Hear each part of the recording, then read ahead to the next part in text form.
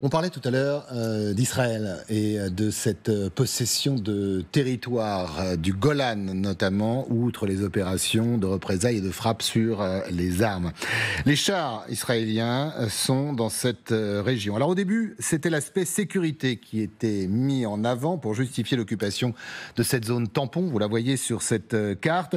Une mesure qui devait, je cite, être limitée et temporaire. Mais aujourd'hui, vous allez l'entendre, l'État hébreu veut récupérer ce territoire pour l'éternité. Retenez bien ce mot, il est signé Benyamin Netanyahou.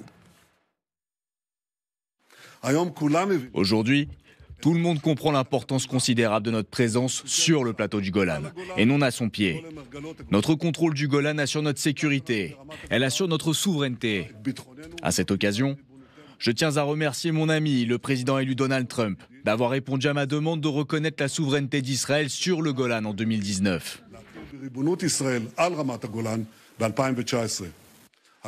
Cette reconnaissance historique prend encore plus de sens aujourd'hui. Elle prend encore plus d'importance. Le Golan fera partie intégrante de l'État d'Israël pour l'éternité.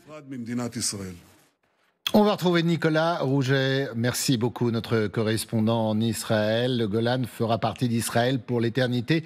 Ces ans d'ambiguïté du côté du pouvoir israélien sur ce territoire. Alors, il faut rappeler d'abord qu'Israël ne prend pas officiellement responsabilité. On a demandé, évidemment, je ne suis pas le seul journaliste étranger à avoir demandé plus d'informations publiques de la part d'Israël. Pour l'instant, il ne s'exprime que anonymement, mais de sources sécuritaires, ce qu'on sait, c'est qu'évidemment, Israël cherche d'un certain côté à tirer le profit du chaos qui se passe en Syrie. Alors, une source sécuritaire a dit que c'était peut-être la plus grosse opération israélienne aérienne menée de son histoire. Donc, on parle vraiment de quelque chose de très important.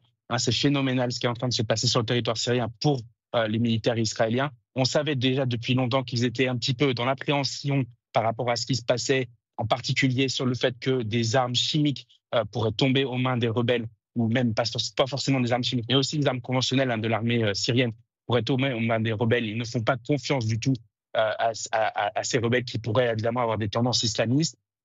Donc, ce que fait Israël aujourd'hui, c'est prendre une opportunité, d'un certain côté, de dégrader les capacités de son voisin vers le nord, qui, évidemment, les Israéliens peuvent espérer créer une certaine paix avec la Syrie, mais ils savent qu'il y a d'énormes contentieux avec Damas, en particulier la position du Golan, que Benjamin Netanyahou a répété hier, sera pour l'éternité la possession d'Israël. Myriam Amellal, les mots sont clairs de la part de Benjamin Netanyahou. Alors c'est pour lui d'abord peut-être une stratégie militaire, cet avancement, mais aussi politique. On l'a vu, il est engagé encore dans ce procès de corruption. Et puis, il s'en est exprimé d'ailleurs hier, au même temps où il annonçait. Et puis il ne faut pas oublier qu'il l'entoure, Benjamin Netanyahou. Ce sont des partis ultra-orthodoxes qui rêvent du grand Israël et de récupérer tous ces territoires. Donc c'est à la fois une avancée militaire sur le terrain, mais une avancée aussi politique pour Benjamin Netanyahou. Donc d'une pierre deux coups, toutes les planètes sont alignées, j'ai envie de dire, pour le Premier ministre israélien. Oui.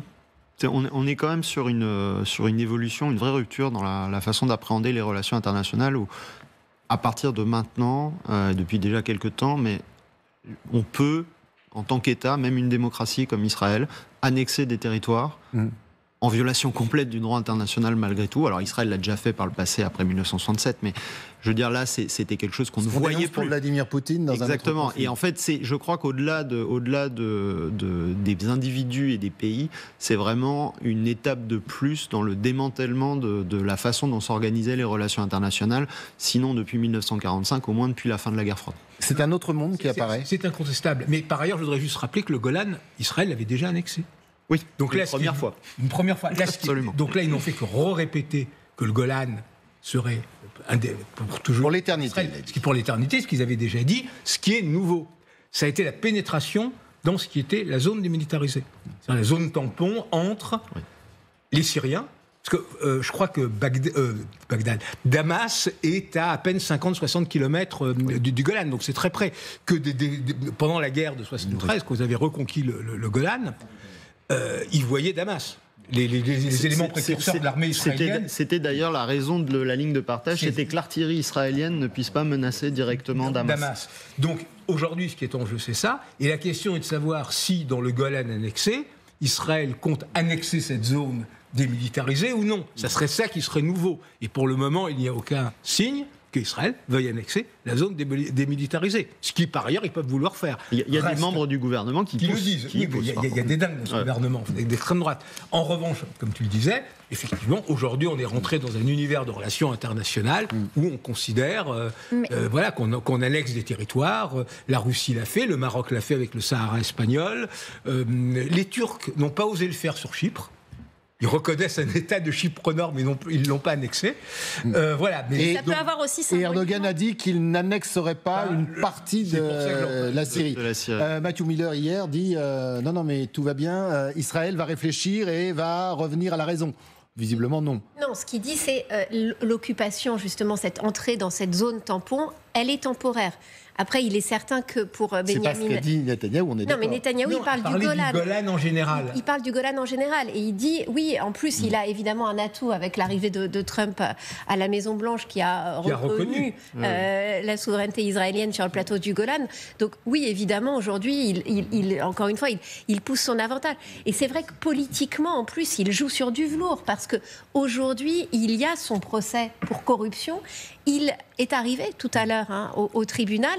Il dit moi j'ai très envie de témoigner, mais vous comprenez, vu le tremblement de terre qui est en train de se passer aujourd'hui en Syrie, j'ai quand même énormément de choses à gérer. Mais il y est à son procès. Mais évidemment aujourd'hui, ça lui sert de tribune. Ça lui sert de tribune et c'est une façon de montrer à quel point il est en train de remodeler, en effet. On voit bien l'appel à Trump immédiatement comme garant de ces acquisitions territoriales. En plus... Juste d'un mot, parce que le retentissement de ce qu'a déclaré Netanyahou avec l'éternel Golan, c'est le retentissement sur les Syriens aussi. On est en train d'assister à la chute d'un régime qui était là depuis 50 ans.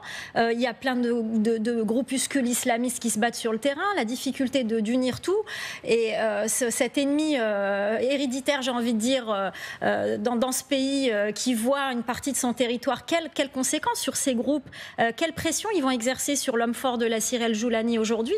C'est aussi ça qu'il faut voir. Il n'y a pas que les conséquences politiques pour Netanyahou, il y a aussi de l'autre côté qu'il faut voir.